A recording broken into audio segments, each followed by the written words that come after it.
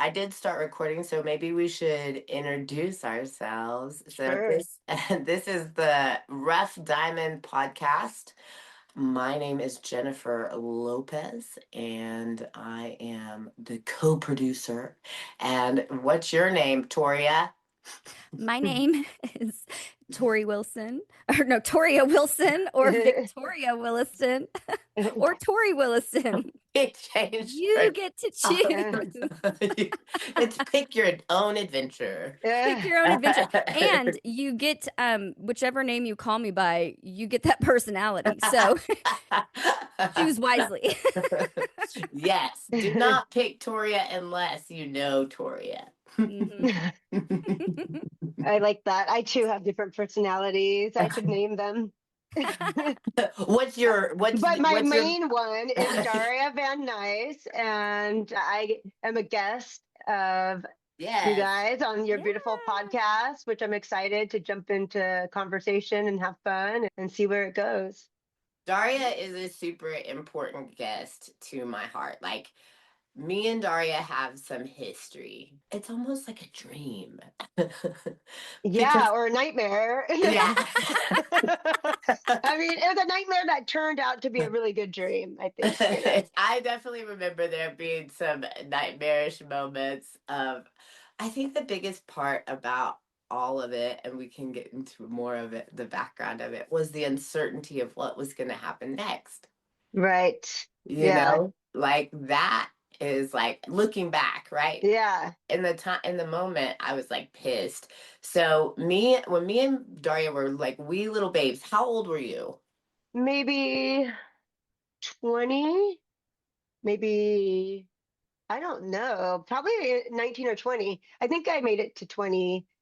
Yeah. I don't remember being a teenager, maybe 21. I don't think I could drink yet, though. So I think I was 20. Was definitely 20. I remember. Okay, same then. We're Yeah, about yeah, the yeah. same age, right? Yeah, how old are you? Are you 44? 45. Okay, So yeah. maybe I was 19. I was young. We were young. We were kids, We were children, babies. little babies that thought we were like badasses. Yeah. Yeah. We really thought, like it said on a different podcast, she was like, "Oh, we thought we were gangsters." Yeah, we did. Yeah, indestructible, right? Like, Yes. I just don't think maybe that's just like the teenage condition, but I didn't really think of mortality in that. I probably mostly wanted to be dead, but I really didn't. I didn't really know all that. I was just thinking that nothing could touch me, I guess. But I Yeah. definitely used up all my 9 lives, my cat lives. So I think like more, maybe. Like I yeah, really probably like more.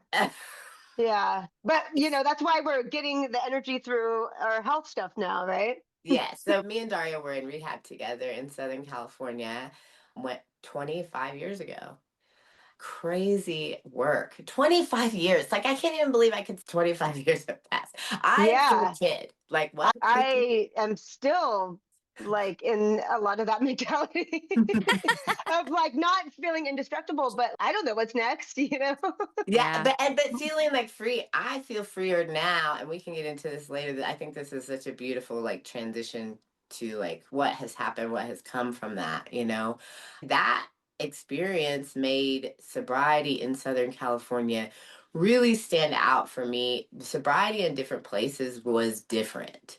Like whenever I went back to Texas, first of all, I did not want to leave you guys. It was so weird because it was only 90 days.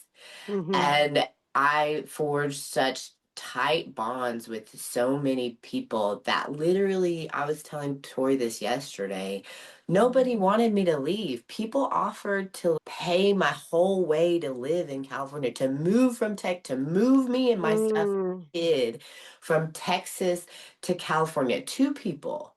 Hmm. And of course, it was a lot of pressure and I declined because I was a kid and it was just not the vibe. But to forge that tight of bonds with people to where like I love you so much, Daria. Like this experience is just being able to talk to you today, being able to talk to you on the phone last week. For me, it's such a profound experience. I'm so grateful for you. So just like Mm, gratitude and love and everything else, because we did have such a tight bond because we were together every day, laughing about stupid hmm shit every day. You listening to me go on about my stupid ass crush every day. Doing the hard work, right? Together, side by side, and having that friction, it changed me as a human. It made my current sobriety possible, even though it Mm. was rocky in between, you know? What was that experience like for you? Yeah, I mean, first, I love you too, and I'm glad we made it alive and that we're, 100%. living our dream and being health and emulating health and changing our mindsets. And but my experience was I really honor that time, but it took me a few more years to get to a mindset of a bottom where I could start thinking of sobriety. And I mean, I left that place, which is funny, with a boy to go back to the Bay Area to, do more drugs and figure it out on my own, which is funny that I left with a boy because I'm totally gay, but there's not much straight about me, but at the time, it seemed like a good idea. Like a lot of things, right? And for our relationship of friendship there, I really appreciated, I always had felt bad because there was such care there and we were like in the trenches together. And at the same time, there were moments where obviously addiction went out before any care, um, before even care for myself, right? So, how much I could actually hold the friendship was just, it's so difficult there and being so young. But now to have a chance 25 years later to reconnect and even connect on different things on health and fitness and this podcast of talking about where we were and like where we are now and all these crazy times in between is phenomenal that it could come full circle. But at that time, I was in a haze. I mean, I quite literally was out to lunch. I literally left rehab and put out to lunch and overdosed. And my friend had to Oh drop me off no. at the hospital and throw me out of the car. And luckily, I survived. And that was just like one of many. But I was out to lunch. I wasn't all there. So it's nice that we can sit here and talk about these things. And you're right, it kind of feels like a movie. Like when I talk about it, actually, I think um, like someone I follow is Andrew Huberman, and he talked about his life was like Kids, the movie Kids, and I Mm. relate so much because that Yeah. movie is so messed up on so many levels, and yet we're like feral kids out in the 90s, just like in a society that thought heroin chic was beautiful. Like there's a lot that we could go segue into with the aesthetic and culturally and society and grunge and music and heroin. Like, why could I order heroin like a pizza, but I couldn't go get weed or alcohol? Like, so there's a Right. lot of things in that I think of as an adult. And believe me, I work with teenagers and I look at these teenagers and I am like, they are so young. What was I doing? How was I doing that? Who was around? Yeah. Why? Like what? It just baffles me. It's crazy. It's insane to look at them and know what I did compared to just my own kids. I have two kids that are adults, 20 and 25. And they to see them and see how different their like everything was. Thank God, right? Yeah. But like at the Yeah. same time, it's like what was who was watching me? Why was nobody paying attention? And I was the person that picked up the phone whenever Daria OD'd and her friend threw her out of the car. And it is like a movie. I remember like I remember like screaming in Mike's face that he needed to take me to the hospital right the fuck now. And he was like, shut up.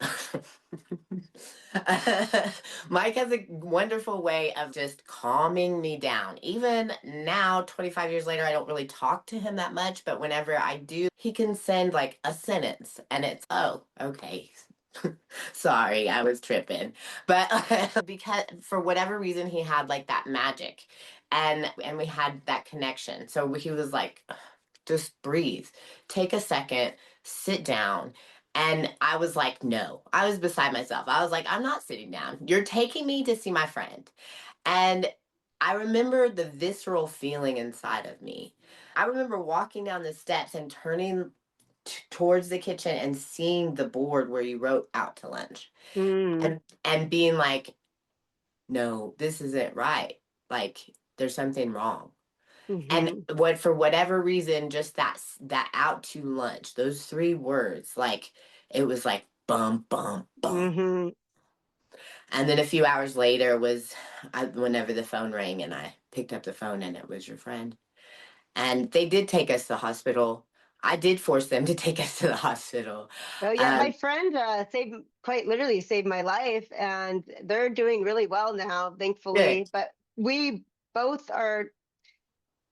I've been with friends in other scenarios of like overdoses where the people did not want to even take them, right? They just fled the scene.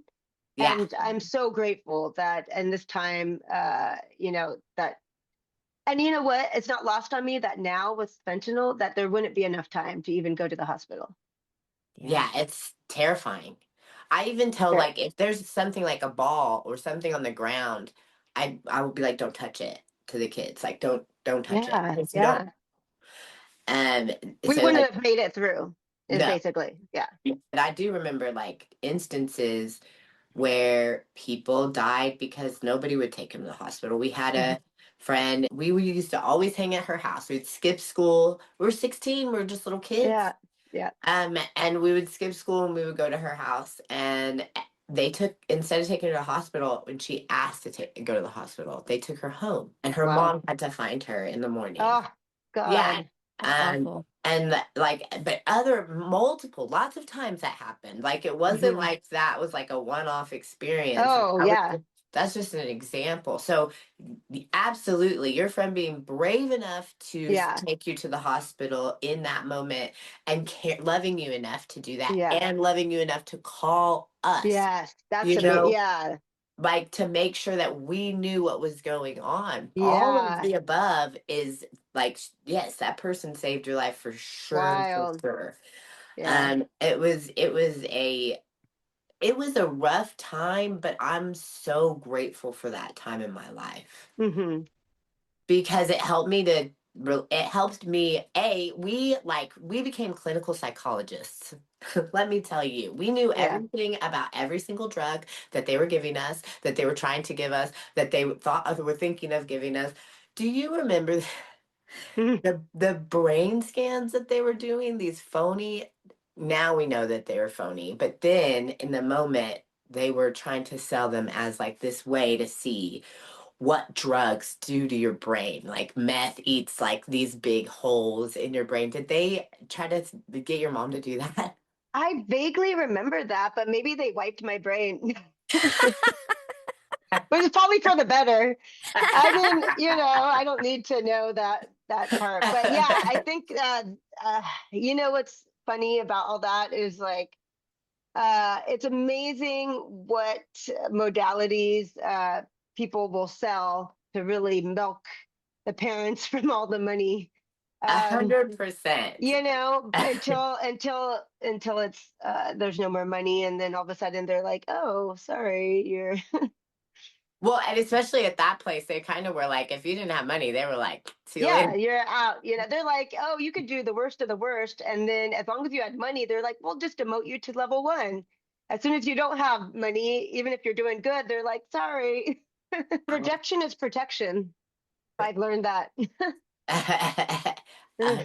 Wait, can we pause? I want to like Mhm. explain rejection is protection because that's something that Yeah. I don't I don't understand and identify with. So what do you mean by that? Perfect.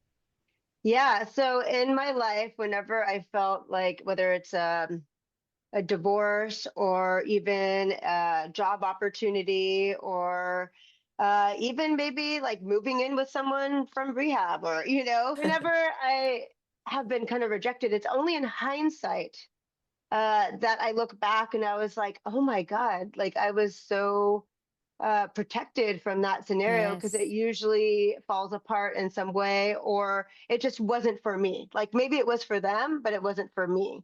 Yeah. And now, since I have those experiences as an adult, I don't take it as like personal, where I think Right. it's like my fault or my thing, or it's not, it's a missed opportunity because I'm like, oh no, remember, Daria, when you've been rejected, it's actually rerouted you in a better place. It wasn't Got for it. you. Yeah. I like that. I really like that because I definitely can relate to that because in Hmm. my past there's been times whenever definitely in hindsight, right? Because when you're in the midst of it, ugh, you Yeah. cannot see that at all. But like, No. because that rejection is just painful. But looking back, there were times that I chased after something that was rejecting me and it was clearly rejecting me. And I Yes. continued to like just force it, because Hmm. of the situation. There was lots of situational things involved, but also I was just trying to squeeze a square peg into a round hole type Yep. situation. And then I look back at it and I'm like, man, if I would have just accepted the rejection, I probably could have saved myself a world of hurt, because it wasn't for me, and Yeah. Right. even though I had chosen it, it had chosen me at one time, and then it was no longer for me. I was not accepting that. And so that's huge. I like that. I like that. Yay. Yeah. I have a little segue into that where, like in 2019. So right for many years before that, I'm going to try to make it a little shorter. My dad got hit by a car as a pedestrian, suffered a Mm, traumatic brain injury, was lucky to live. I became his instant caregiver for many years, and it took a toll on my marriage at the time. Um, I kind of got through, I got him into a nice assisted living, and I thought, like, oh, great, now I could jump into my marriage more. We're just trying to have a baby, and we took a trip, and the marriage fell apart. I won't go into the details, but it was fast and furious to divorce. It was a betrayal. It was horrible, and I was devastated. My whole life, from what I thought I was building, was just ripped out, right? mm-hmm. And I'm sober. She was what I thought kind of like a normal drinker, but there's a lot of drinking, a lot of like even addicted friends around. Maybe not the company I would keep if it was like my group of people, but good people nonetheless. And the long and the short of it is that I was so devastated. I thought my life was over. And yet I felt like the universe plucked me up and put me in a different group where I met someone, a fellow artist, and I started hanging out with like different types of people and artists, and then COVID hit, right? Mm-hmm. And I was already in this little pod of people. And I thought in hindsight, I was like, what would have been if I was stuck in a marriage trying to get pregnant, hormonal, with people that are drinking all around me? Because especially at that time, even normies were drinking all the time, right? Yeah. And stuck in a pressure cooker of a situation with someone that was no longer in love with me, and just isolated with that person because I Yeah. didn't know that COVID was around the corner. But Right. yet, right before, it was like rejection is protection. Let's put you instead. My COVID experience, I know I feel horrible that mine was um, not like other people's where they had to deal with loved ones dying and everything. But I was able to, for the first time, not caregive for someone, right? Like take care of me, be with other artists, do art, and it was a wholly drastic different experience than the route my life was going. So I thought my life was over, but it was just starting in a new chapter. So you What never know. what what is your art? So I do photography and I do like, actually, I have it all around here. I'll show you kind of. I do photography, but as you know, like photography takes other people unless you're photographing yourself or your dog. And during COVID, I couldn't really photograph anyone but myself. So here's kind of like mixed media. Well, hold on. I'm Oh, gonna like, cool. it's like I put this up because I'm gonna, but it's kind of like a plaster collage mixed media, a lot of sacred geometry, a lot of sacred geometry type pieces with plaster and different things and resin. These are just starts. Um, and nothing really that's like, oh, I'm going to be a great artist, just more like keep my sanity during COVID and do something other than my photography that I love, but solo art, I guess. Yeah. Yeah. Me and my girls are all every single person in this house is an artist. You Like do? What I kind of mediums? paint. I have this this is an older painting Wow, that's beautiful. I love that. and it has my favorite part about this painting is that it has the planets, real planets here. Like if you look, there's like Oh, wow. Jupiter, and then I there's love that.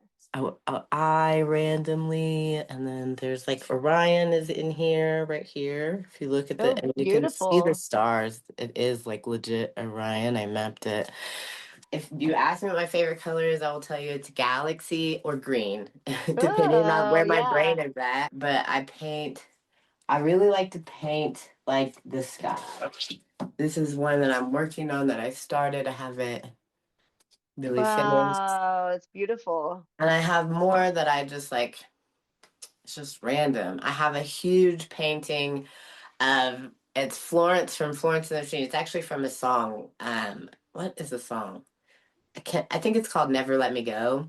Oh, It's a, yeah. it's a song about her drowning herself. I was going through almost divorce type situation, and whenever I first heard that song, we weren't married, but he was my fiance. He had asked me to marry him, and I just wasn't into it. His family was very dysfunctional, Mm, and I felt like it was a death sentence. So you're right. mm. Rejection is protection, and definitely was in that situation. And I was plucked up at Christmas time. Something happens to create prima materia, right? Mm. To bust everything down back to the normal. If I'm going off track in some way, so Okay. um, that I painted a painting, and it's a woman with red hair, and she's under the ocean, and the ferrymen are the dormouse and the hare from Alice in Wonderland. But then there's Whoa. like sharks and tortoise and fish and coral. Um, Beautiful. I've been working on that painting for like 1,000 years. Um, Yeah. and like it just randomly will sit down and mess with it and not mess with it. But my older girls um, both went to art school. They went to Booker T. Washington Wow. in Dallas, Texas, which is where like tons of famous people came out of that school. It's a very good school. Wow. Um, and then they went to Denver School of the Arts here whenever we moved. Wow. What's their medium? Um, everything. It's so Yeah. Chaka's is trash, right? Yeah. Like she likes to patchwork, like really rough, like derelict Mm. type. Well, she's very punk, right? So she has this Yeah. like very grungy. She's a bassist in a punk band. She's 20. Cool. And so she has this very grungy approach to everything, right? She was like moshing. She has a torn ACL, and her partner got her a wheelchair, and she was moshing at a show in a wheelchair. They took like professional photos, Like, It's ridiculous. Sounds like definitely your children. Yes. And if I had children, I would hope for the same. Well, it's funny because everybody knew that that was going to end up like with the what chocolate was going to end up like it was like predestined. Like Tori done chocolate since she was one. What do you like? Yeah. Would you expect anything less from that child? No, not at all. And as she grew up, like, well, it's funny because when she was little, and because her Chaka, her 20-year-old is the same age as my oldest, my son. So, Aw. so I was used to a boy. So having her around was like my opportunity to have like this little princess girl, which in reality, even back then, she wasn't. She Yeah, wanted to be outside and being rough and tumble with my son and sure. her older sister and all that good stuff, which was fine. But then like I would like go to brush her hair because like I was thinking, oh, this is what little girls do. You brush their hair, and she'd be like, no. She would just fight it The every torture. every time she could. But yeah, I mean, it's been awesome watching them grow up. But yes, I've definitely, but from the time we changed her name Yeah, from Alicia to Chaka, yeah, that's when I was like, okay, yeah, zero fucks given. I mean, even yeah. from like, gosh, when you guys came up to West Virginia, funny enough, I was actually looking at old pictures today, and there was a picture of her and Justin. They were karate, kung fu fighting in the living room. I know Grown exactly. man, and she's like 5 years old, and she was teeny tiny too. So she wasn't just like a regular Yeah. 5-year-old. She was teeny tiny, like her mom, petite, and she just was like, yeah, she was going at it. She was full force, like kung fu fighting. Amazing. Yeah. Yeah. Then my oldest daughter is like that kid is I don't even She does know how everything. she does. Yeah, she can paint. She knows how to do film. She's an actress. Wow. She can do music. She can sing. She She can do. made a puppet because she wanted to be a puppeteer when she lived with me. So she made a Wow. puppet from scratch, and I watched her do it, and I was like, what? Like, who, first Yeah. off, who thinks of that? And she made it mechanical, like, I mean, all kinds of stuff. She's Wow. fantastic, amazing. Wow. Do you Yeah. do art, Tori? Um, you know, growing up, I was very artistic, and I love to be surrounded by art, and you know, drawing and writing were kind of my art mediums growing up. I Mm-hmm. think as I got into adulthood, I was surrounded by more proficient artists. And so Mm-hmm. I convinced myself that it wasn't my thing and that it was their Yeah. thing. So I'm not practiced in it, to be completely honest, but I love art. I love music. Yeah. You know, I was having a moment, meditation, and putting in what my frequency was going to be for the day yesterday. And I said, I will surround myself with art and beauty, and that is what my life will be, is art and beauty. Mm, Nothing else can penetrate I that love that. force field is going to be art and beauty, and I'm going to find it in everything around me. But as far as like creating it, I not in a traditional sense, no, I don't necessarily paint, but I mean like I do like to do arts and crafts and stuff, and when I do it, I do a pretty good job of it, but it's not something that stirs me in my soul like I think it does maybe you or Jennifer. Tori's Yeah. art is Yeah. planting. Is ranting? Is planting, not Oh. it's also ranting. It's also ranting, but it has to be the rant has to be so it's a conditional rant situation. True. It's that so it's not all the time, but planting you could do all the time. That's true. Yeah, I love to grow Yeah. things and That's an nurture art form. things. I'm uh on my resume it says one of my hobbies or whatever is I'm a cultivator of plants and people. Oh, I love that. So So, yeah. I work with plants, and one thing that came to me, speaking of the moringa and nettle, stinging nettle is like growing all over. And I don't know how it came into my head, but as I sit here, because of my ADHD, I like to fidget or kind of stand and move, but I don't want to be like, weird on the podcast. So I have these nettle like stems, right? Hmm. And one of the art forms I just kind of learned about, but never have done, and I'm probably terrible at it, and I don't even know if I'm doing it right, is you can make fibers out of these and you can twine them into bracelets. Cool. And I've been really into, well, I haven't really made much of anything with it, but it's therapeutic to even just like shred these into string Mm-hmm. and then dry them and see what comes about. But I think this is pretty amazing in the sense of you brought up something about like, well, how we can get in our heads, especially around other artists, like that seem more professional or seasoned in their modality of art, that we can easily get in our head of like, oh, I'm not that, I'm not good. And one thing I wanted to do with like getting away from photography was to jump into a new modality and like not have to be good at something, to just for the sake of playing, right? Yeah. Can I just play? And usually when I can play and not worry about the outcome, then it somehow does become good, or I don't care if it isn't. But that's been the challenge as an adult, is to just be curious and play without this productivity, without this outcome, and trying Right. to get back to that. And when you said like, well, I want to be surrounded in art and beauty, I'm like, yeah. And how's that look? It's like curiosity and play, Yeah. Yeah. you know? Exactly. How do we get there without drugs? Breath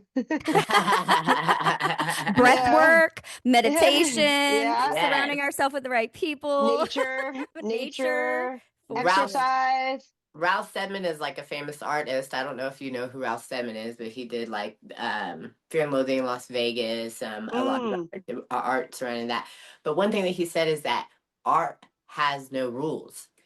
Everything is art. Fitness is art, right? I was yeah. listening to Huberman. You brought up Huberman. I Hmm. was listening to his Essentials yesterday, and he had a man on that was describing how he's a fitness trainer. He trained Conor McGregor, and he's describing how movement is art from your heart, and there's no rules. And I completely identify with that as a fitness trainer myself, like making that my art, because I see there's so many things that are recommended that or explored, but then like there's practices that I have employed that I notice that work and help.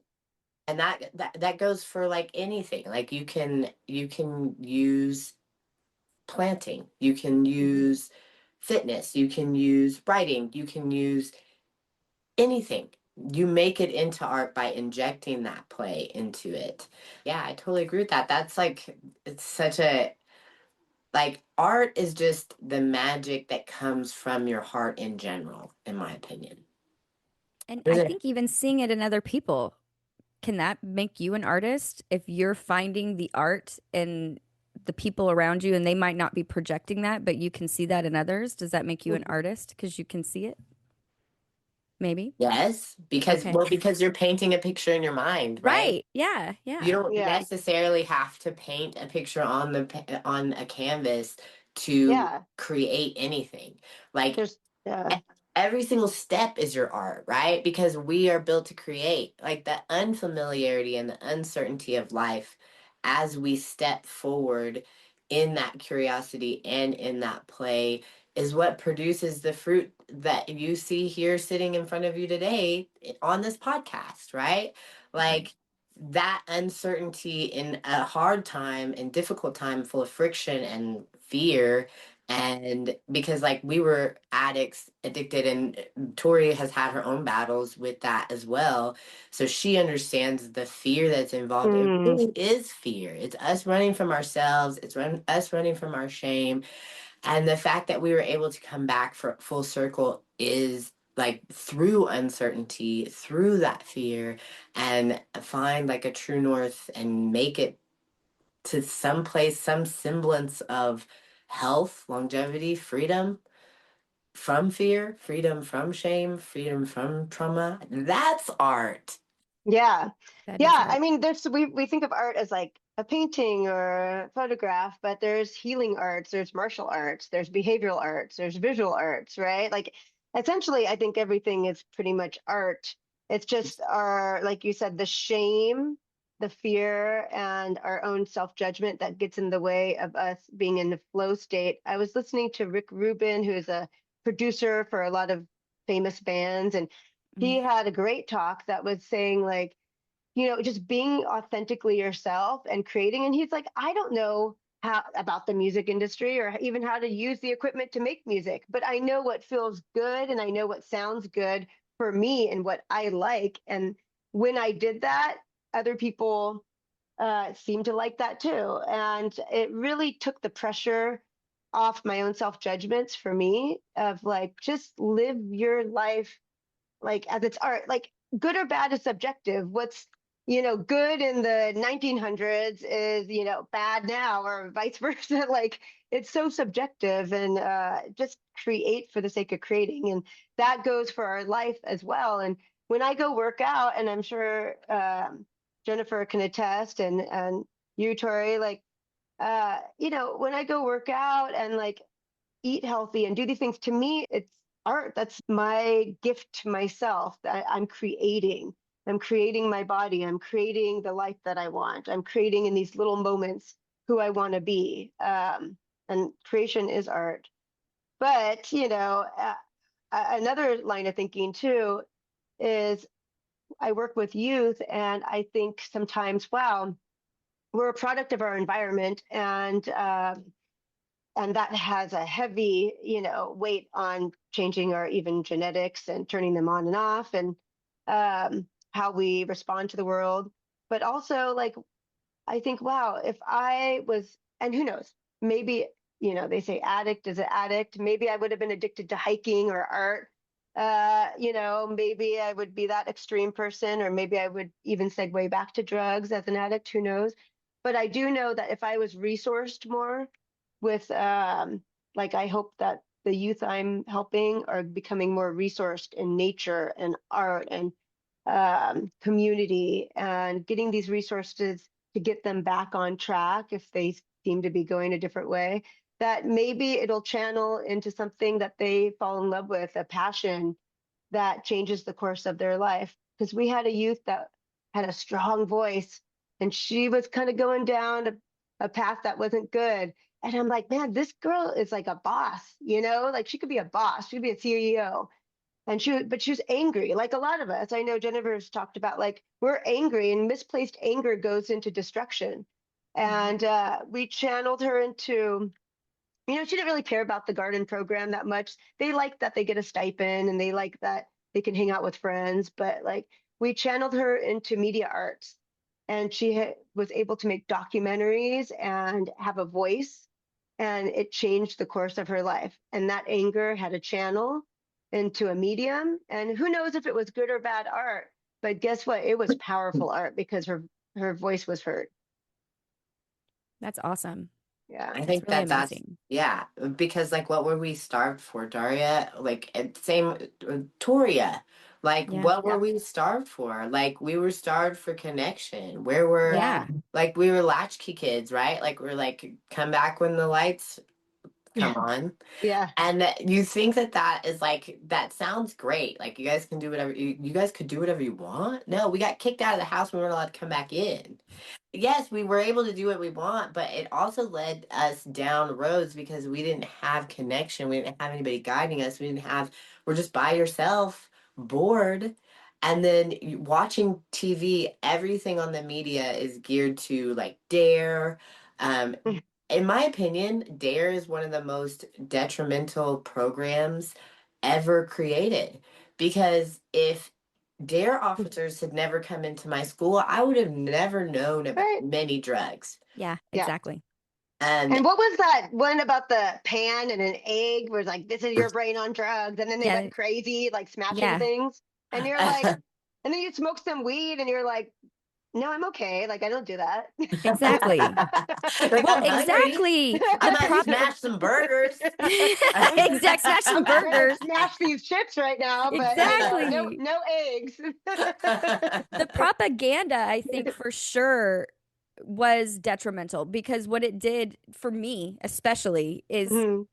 I was I didn't want to be told what to do. If you would have educated me and shown me like, like the spectrum of the possibilities that could come from it, I probably would have made the right choice. But because I was told that I had to Mhm. sign a gosh, we had Red Ribbon Week here in Texas. I think they still do it here. I It just drives me nuts, but we had to sign a pledge saying that we would be drug free. Oh, right. And I was in high school and I looked at my teacher and I was like, I'm not going to sign this. And they go, why aren't you going to sign it? You're going to go do drugs? I said, no, I'm not doing drugs, but why do I have to sign a pledge? What is this piece of paper actually going to do? This actually Yeah. does nothing. This doesn't educate anybody in this room on what those drugs can potentially do to their life. You want to make a, like, they basically, if everybody signed the pledge, then our school got funding. Okay. Our Yeah. school got to have Hmm. a concert and we got funding and we were considered top Red Ribbon Week participants. That's Yeah. all bullshit. Yeah. I was Yeah. like, this isn't because I was sitting next to a kid in class that was K-holing in class and he signed the fucking pledge. So Oh, yeah. tell me how it was working. You know what I'm saying? Mm. But because I vocalized that and I stood up to it, I mean, I even got threatened by my teacher. We're going to tell, because I was a student athlete, we're going to tell your coach. And I was Oh, like, yeah. okay, tell my coach. And they're like, They're they're going to losing drug money. test you. And I was like, okay, like I said, I'm not doing drugs, but I'm not going to sign your stupid pledge. You Yeah. know? Yeah. But that was very much like my personality is if you tell me to do something and you Uh, don't give me a reason or like an understanding as to why it needs to be done, and it's just yeah. do it because I said to do it, Yeah. you get a whole middle finger and go fuck Yeah. yourself. And I'm going to go do me. I'm actually going to do the opposite. And I'm going to prove to you that I can do the opposite without it being exactly what you said it was going to be. Yeah. Like I was that kid, you know? And I mean, overall, it wasn't until I was in my later, like my senior year, by the time I was 18, I was working in bars and I was in the service industry. And so I was drinking.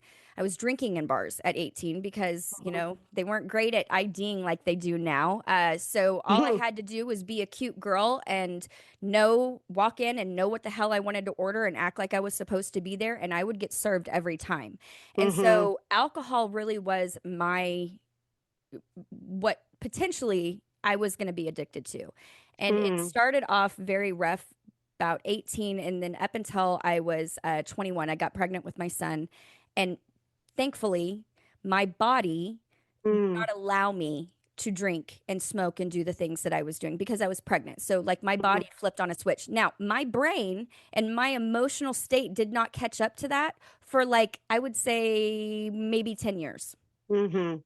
So I was still fighting all of those same demons as to, I wanted to escape, right? Because that was what alcohol was for me. It was a number, it was an Sure. escape thing. I was able to socialize easy without any care in the world because when I'm sober, I'm very much concerned. I was a people pleaser. I'm a Mhm. recovering people pleaser as well. Oh, same, same girl.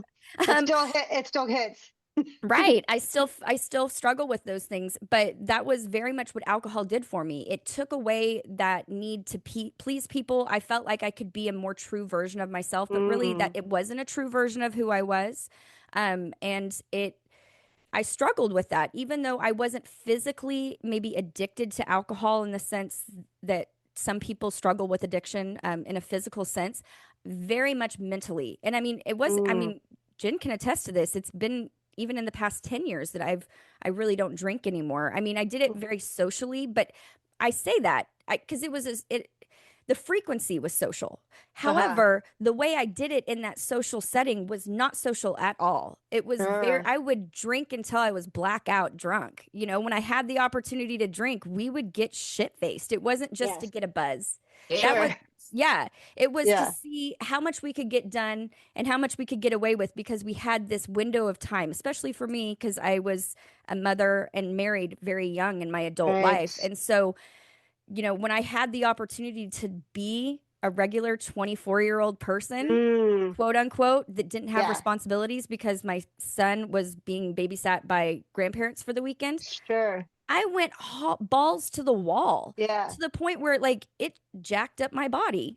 You know what I'm saying? Yeah. And so, I mean, I didn't ever, I was very interesting hearing you guys talk about your experience in rehab because have said since my son was born that he saved my life. If I had Mm, not gotten pregnant with him, I would have gone to rehab because I was at the place before I got pregnant that where I woke up in the morning and I craved Jaeger and a Dos Equis. And yeah, that's what I wanted first thing in the morning. And that yeah. was just to take the edge off. And then I would just continue, it just went through it. And I was a functioning alcoholic at that time. Hmm. I worked drunk. I would drink until my body physically couldn't handle the liquid. And so I'd go and I'd make myself throw up so I could drink more. I was doing other substances to make sure that I was evening that out so I could Sure. continue to drink longer. And like, God, that's awful. I look back at it now and I'm like, oh my gosh, it was just an escape. All of it was an escape. And so Yeah. grateful that I was able to come through that because we talk about it all the time. Jennifer and I do. We look back at people that we used to hang out with and they're still in that same place. Yeah. And it's just, it's heartbreaking and devastating because you know the type of person that they are and you saw the potential in what they could be, but they never had the chance or the opportunity or they never took it to leave and to do something different. And they're still in the same place. They're Yeah. literally still sitting on the same bar Same, stool right exactly. Yeah. now. Yeah. Right Yeah. now, as we're having this conversation, there are people that I know, like I can tell you who is sitting where in Uh-huh. certain bars. Like me and Tori, I went down to Dallas. I live in Colorado. Tori lives in Dallas. I went down to Dallas to visit, and me and Tori met up with my friend to go to my friend's bar that he owns and I used to work at. And literally I walked in and I didn't even look at him. I patted the guy to my left on the back. Hey, Doug, how's it going? He looked at me like, who the fuck are you? Because I hadn't been there in like seven Yeah. years or something like that. And I looked up and I'm looking around the bar and I'm seeing all the same faces. They haven't moved. They haven't changed their lives. They haven't done anything. They're just stuck. Like, Yeah.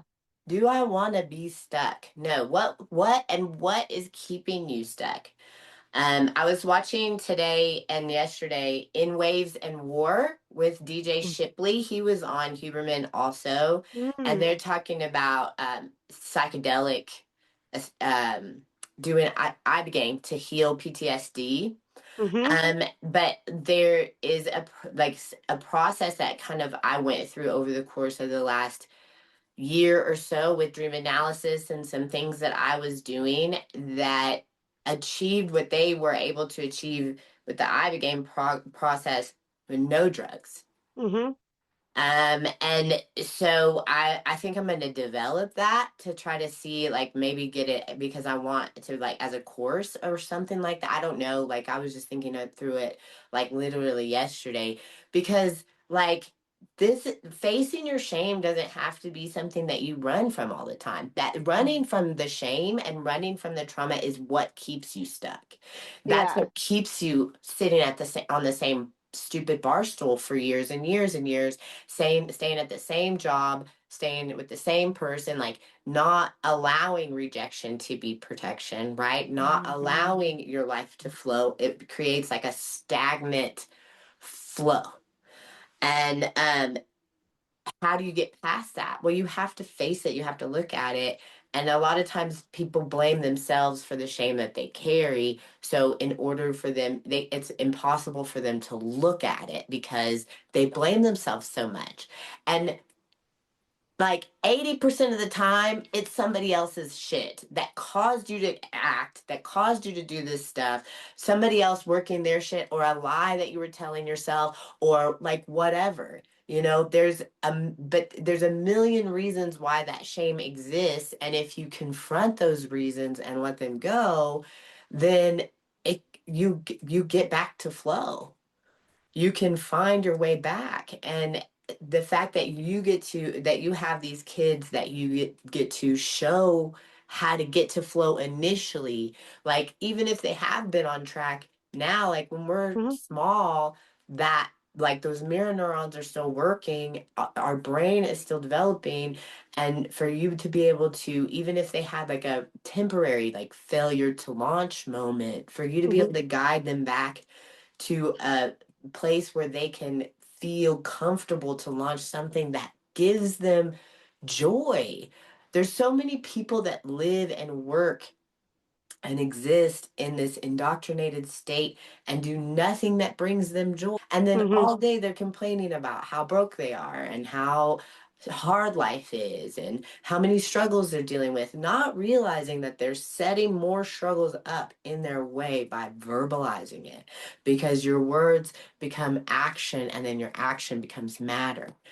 And so, like, just coming to that revelation that you can get back to flow. It's not too late.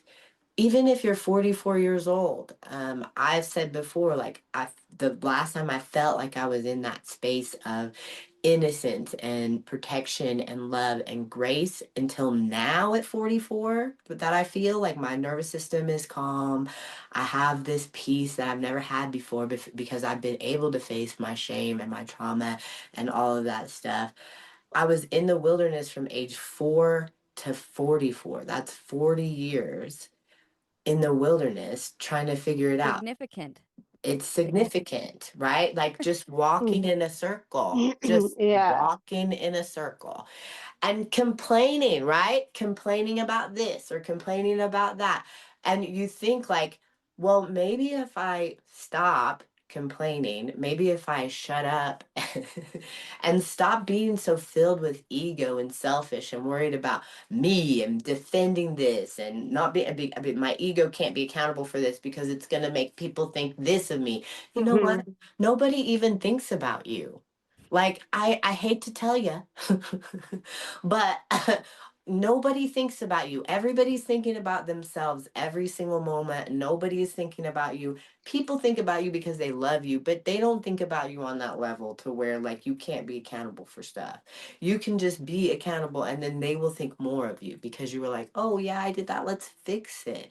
Let's work together." You'll be seen as a safe person that removes blockages for them so that they can face their shame. Because whenever you see somebody embodying that safety, it gives you permission to safely step forward into your own shit. And I think that that's valuable for everybody. And if every single person can do it, like it's really just a matter of taking time for yourself to go inward and Hmm. sorting through your stuff. But you also have to give yourself grace and you have to have gratitude and you have to love and you have to maintain a positive mental attitude. Because the entire time, if you're just sitting thinking that everything's stacked against you, guess what? Everything is stacked against you, but you're the one stacking it. Exactly. Yeah, I think you guys touched upon so many good things, and thank you, Terry, for telling your little bit of your story. I think, like I don't know who's helping who with the teenagers because I'm definitely healing my inner teenager, right? I'm doing EMDR therapy and my inner teenagers healing, and these kids are pretty phenomenal. And also, like, I wouldn't talk to them the way I talk to my inner teenager, right? And like parenting myself in that way. And also, you know, in the like the disease of addiction, whether it's social media or food or sex or drugs or whatever distraction from self, it's a disease of isolation, right?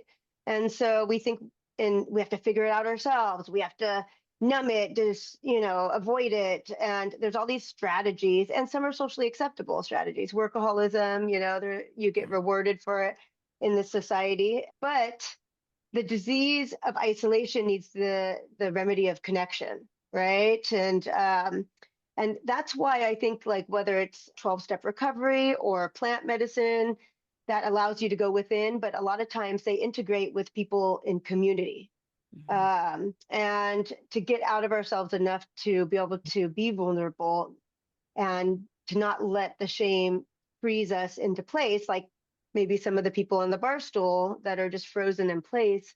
and not able to reach out. And, luckily or unluckily, those tower moments in my life that brought me to my knees, that almost killed, us, was those alone didn't get me sober, right? Like I Right. wish, like all the lives I lost and other people or almost lost and other people lost and all the things and people and the shame and the disgust and all the things that happened. I wish that was like, oh, let me change my life. It was me with myself realizing that nothing's going to change. It's always going to be like this. Like I may die out there, but it's always going to be like this. Like I have no ability to change this. I need help. And in that help, I was willing to go into community. And in that community, because what's Brene Brown say, like shame spoken basically is what diffuses shame, Yeah. right? And then Gabor Mate says, don't ask why the addiction, ask why the pain. Right. Yeah. And but then you brought up something, Terry, that really like made me think like where, I think it's an asset to be a young, uh, even a young punk kid that questions authority and questions things, and it's not just signing things, just to go with the flow. Like that is an asset. Yeah. Because what do they say? It's like to be well adjusted to a sick society is no measure of health, right? Right. I think it's a Yeah. normal reaction, truthfully, 100%. to be like, no, that's not right. But it Hmm. gets bred and indoctrinated out of us. Hmm. And then for me, I feel alone in society. I feel alone in my family. I feel alone. And to me, heroin, alcohol, whatever, people were my like a binky, like my safety blanket, Yeah. Yeah. right? And I didn't have tools to know otherwise or do otherwise. And until I learned those tools, I was stuck in that loop that Jennifer was talking about, because I didn't have the tools to. It's like there's a fierce part of me, the fierce teenager is like, no, fuck that. That's not right. That's not right. And Hmm. when everyone's just going in society and being like, no, that's okay. And I'm like, that's not okay. Yeah. But at the same time, how do you deal with that's not okay and trust my inner voice and not destroy it? Because I mean, sorry, I'm saying Gabor Mate because I just went to a workshop of his in San Diego, and it just hit home. It was like we trade authenticity for safety. Yeah. Yes. And I still do it in my people pleasing. No, like me. I don't really trust what you're saying is like true for me, but I'm gonna mistrust myself because I want to be in this group because I don't want to be alone, don't want to be abandoned, whatever it is. That's the inner work we have to work on.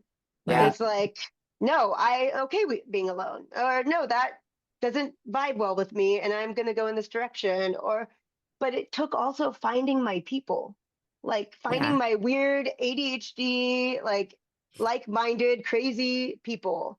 And until I found those people, I felt really alone, even in sobriety. I had suicidal ideations up until maybe a couple years ago that I couldn't get rid of because of trauma. And it wasn't until facing those things that it finally went away. But I also had to find my people that were just, not that they had to have suicidal ideations, but that were like, dude, it's okay being weird. You're okay. Go make Right. art. So I find it interesting. You brought up your ADD. The three of us are some neurospicy women who Yeah. grew up in the 80s and 90s when that wasn't diagnosed for women or for girls. It Nope. was only for boys who were hyper and who couldn't sit still. And it was extreme cases of that in that sense as well. And then they were immediately medicated.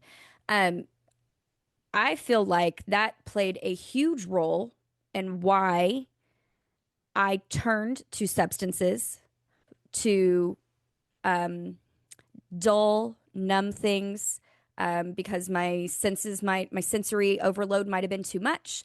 Um, it made me feel quote unquote normal, Hmm. Yeah. even though I wasn't told I was abnormal, but I didn't feel normal. Right. I looked normal. I acted normal. Right. but I didn't feel normal. Jennifer, I know you can speak to this because you Right. just in the past few years have had some self discoveries with that as well, right? Mm. Yeah, I didn't even know that I was different. And because I was surrounded by people that just wanted me to be normal. Yeah.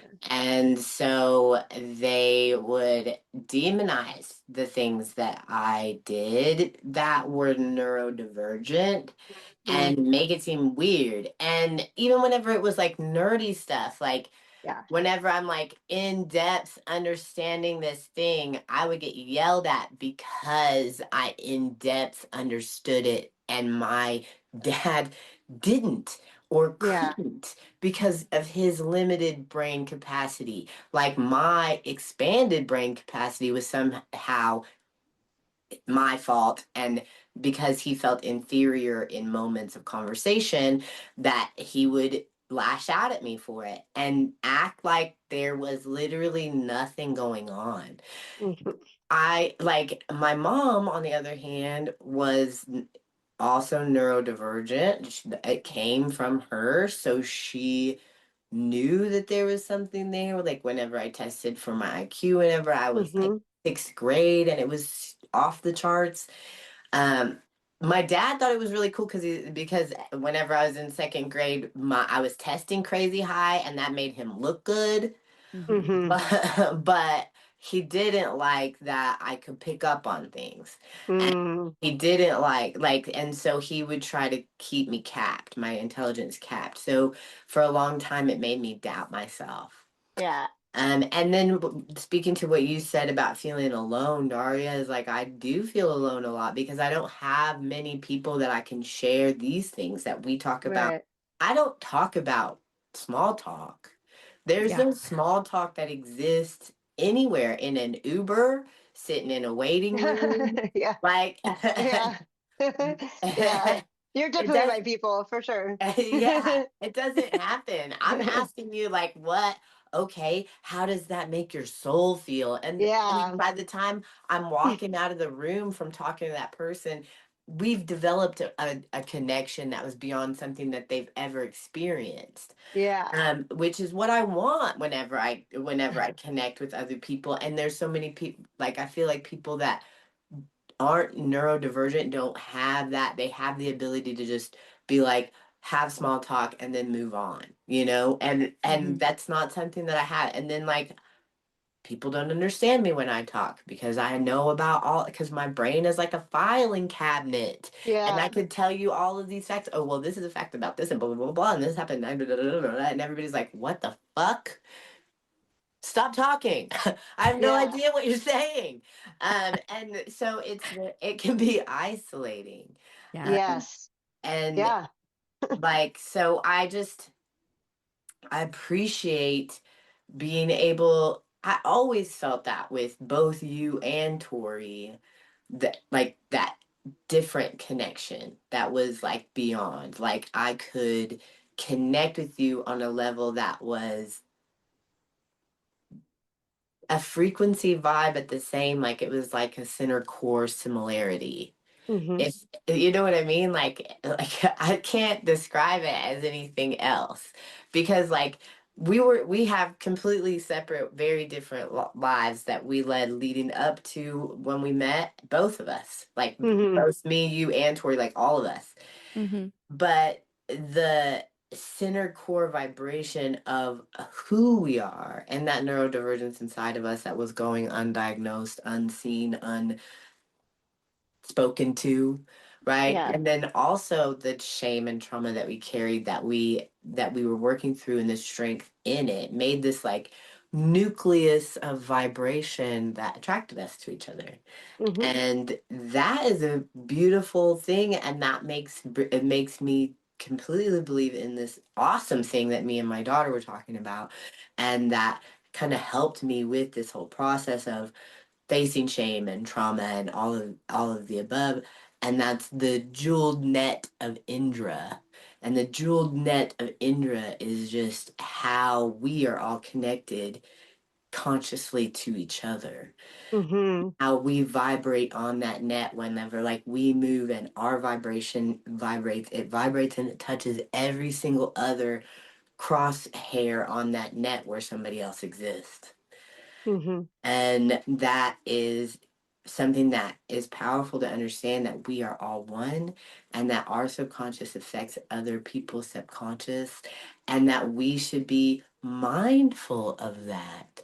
So that we should be mindful of what we're putting into our subconscious as well. And that's how we can make another impact on a different level from what we've learned from rehab, dealing with trauma, facing trauma, gardening, dealing with youth, art, like all Mm-hmm. those things, you know? So I think it's really cool. Just beautiful thing that we were able to connect again. Mm-hmm. And that me and Tori have been able to just be connected all of this time. Me and Tori actually, we were friends when we were little girls, Aw. and like five. I was five and she was like three, like Yeah. little girls. And we played together at my grandparents. It was my grandparents. I think it was her grandparents too, right, Tori? Aw. No, I love that. it was my family was living there. So we had just moved to the Dallas area, and so we were living in that apartment complex before we got into my first childhood home that I remember. But I vaguely remember that apartment complex. I was very young, but I do remember playing out in the street. Well, in the parking lot, right? Because that's what you do Yeah. in apartments.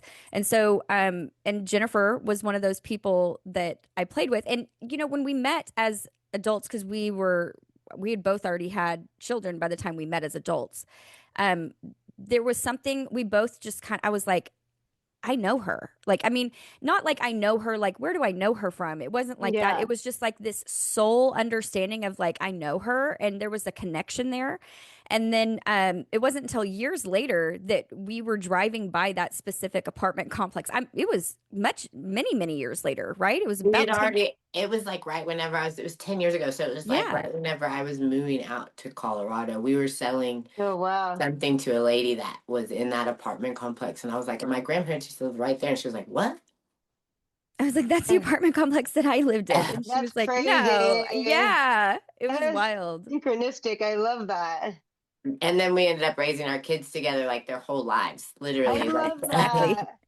that. it's so wild. But yeah, so like that understanding that we're all connected gives you also an understanding that that dude that's sitting in that seat stuck is an aspect of me too that's stuck, that I Totally. need to be looking at, right? And that I need to be shining a light on. Well, what else is stuck? What is there? Like always, it's always keeping that fire burning so that you keep all of those barnacles from like trauma and everything off. And you do that by facing it and actively looking for solutions and processing things and talking about it and having connection. And channeling Yeah. your anger into different modes of art and creativity, because when you're young, the teenagers that you're working with, they don't have that type of understanding, right? So having people like you, Daria, that show them that they can do that, that they can channel those emotions into something, and then that gives them freedom because it Yeah. alleviates that from them having to carry it around, right? It frees them of that and it transmutes it, right, Mm-hmm. Jennifer, into Yeah. something else.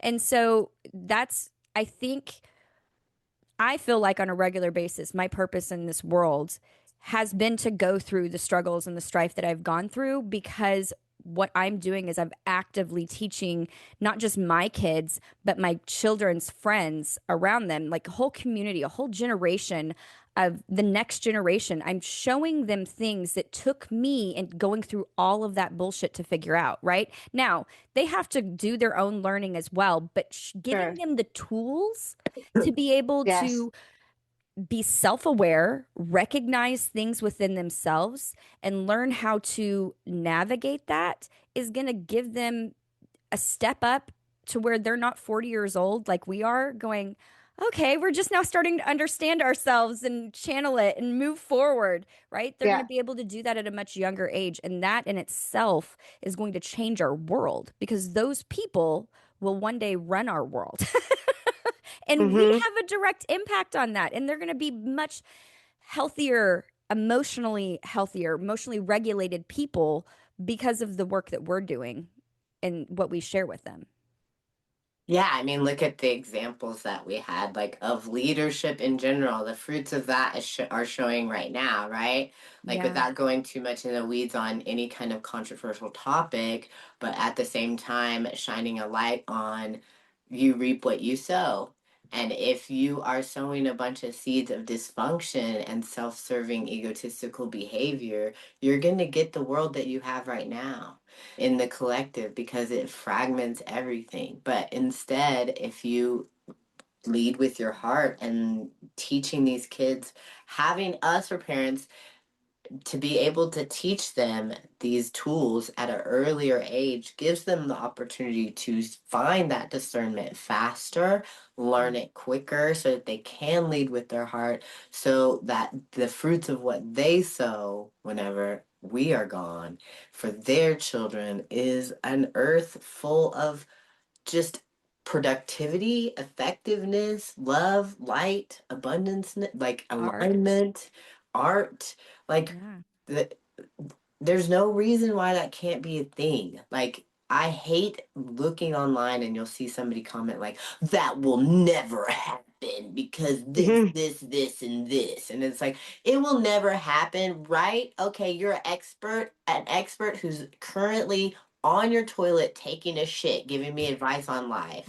Shut up, bro. Like, Yeah. you have Behind the screen.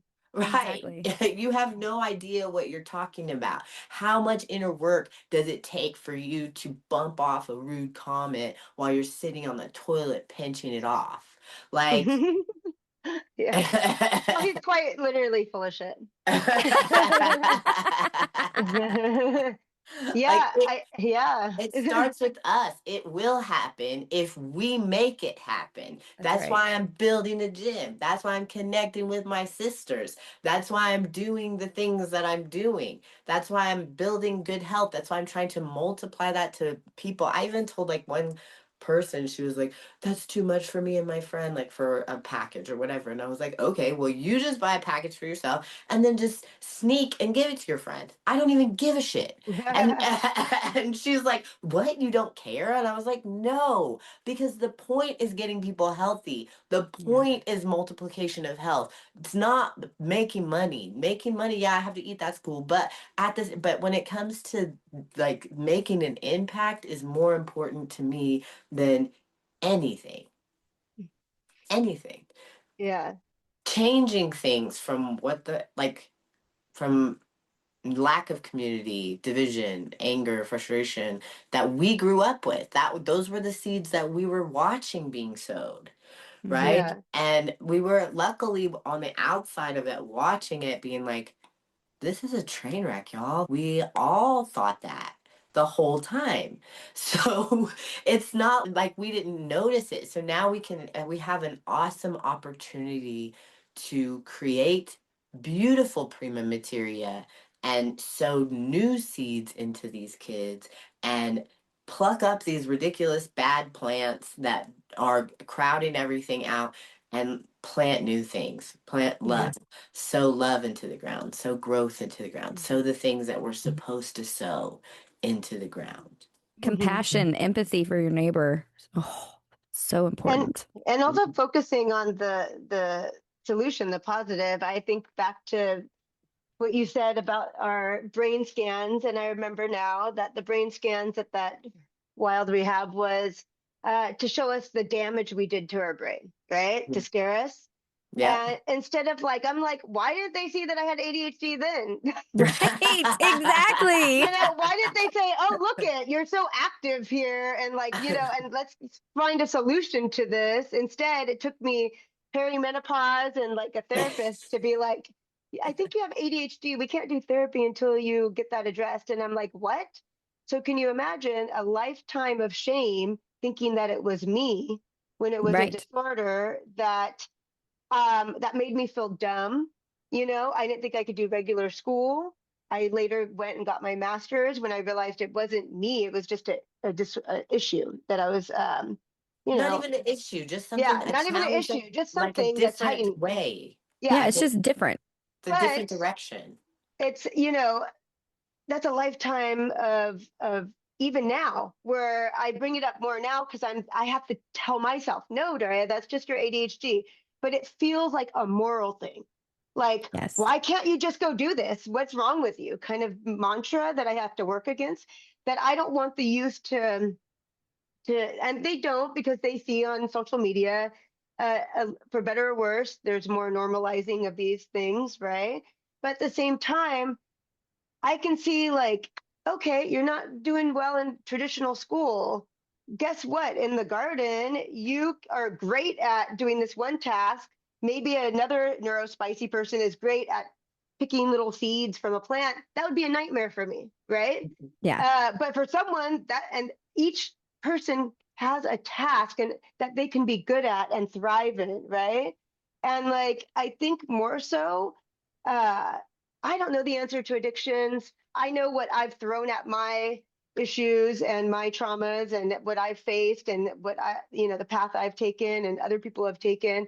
And that's worked to a certain extent for some people. I don't know what works for other people, but I do know that sitting with someone, especially youth, and being in community and breaking bread together and sharing from the heart and encouraging them to be their authentic self, whatever quirkiness or anger that we're channeling into weeding or art, and encouraging that authentic self to and showing that self can be loved just as they are it's more powerful than um, a lot of these modalities that I've thrown at myself. Just sometimes breaking bread with people and having this conversation. Sometimes being on a podcast and just having a conversation with like-minded people is the remedy for the soul, right? Um, Exactly. so we've come a long way since, the wits. Luckily, we lived through those times, Yeah, and all I'm the times grateful after. it's come full circle, and you guys have come full circle in your lives, and how you're synchronistically like met and raised kids together and doing a podcast. And it's just phenomenal to see those synchronicities because I think that if I was sitting on a bar stool doing the same old thing, there's no chance at seeing synchronicities because I'd be too much into my loop of a story to even see outside and see that there is like beauty happening. There is synchronistic, spiritual, and like what would you call it, like phenomena happening Yeah. that when we see that it's like, wow, we are connected.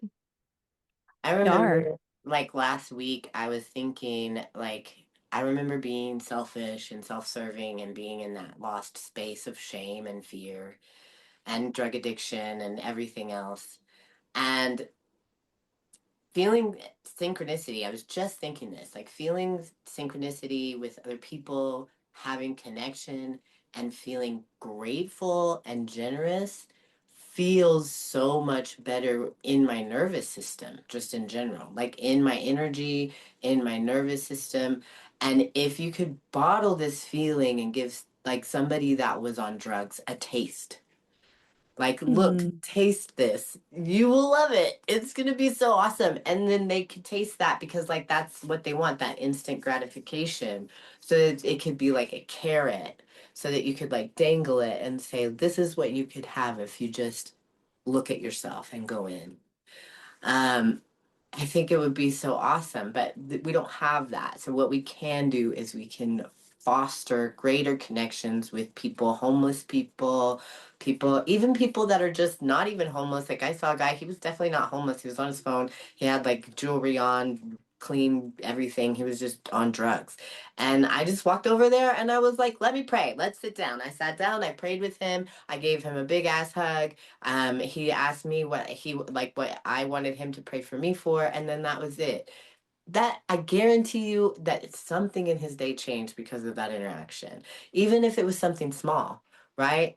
Like, we don't know like what our butterfly wings of love do for other people, even if while we're just like opening a door for them, you Yeah. know. So it's so vital and important for us to make sure to be aware of that, because like when you're having a bad day, it's real easy to be grumpy with the guy at the gas station or whatever.